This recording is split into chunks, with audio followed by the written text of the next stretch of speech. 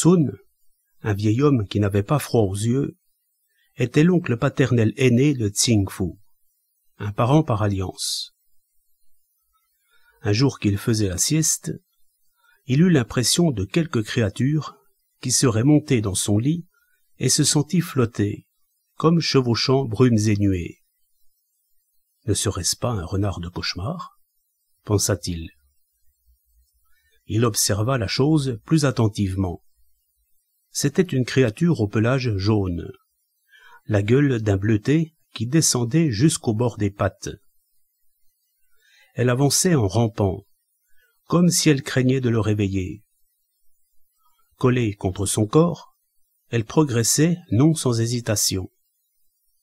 À son contact, il se sentait les jambes paralysées, les cuisses sans force.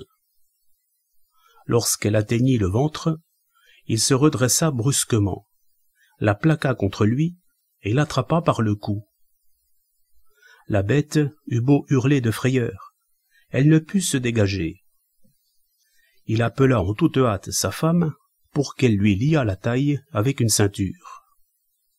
Puis, retenant les deux bouts du lien, il nargua la créature. « On dit que vous êtes expert en transformation. Maintenant que tu es sous mes yeux, montre-moi donc ce que tu sais faire. » À peine avait-il fini sa phrase que l'animal, contractant son ventre, devint aussi mince qu'un tube et se serait échappé si le vieux Sun, stupéfait, n'avait eu la présence d'esprit de resserrer vigoureusement le lien. La bête se gonfla le ventre, qui devint alors gros comme un bol, et si dur qu'il était impossible de le réduire. Puis, le relâchant, elle se rétracta de nouveau. De peur qu'elle ne s'échappât, il demanda à sa femme de la tuer sur le champ.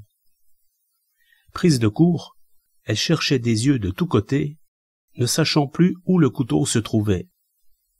Le temps de tourner la tête vers la gauche pour le lui indiquer, la bête avait disparu, lui laissant en main l'anneau vide de la cordelette.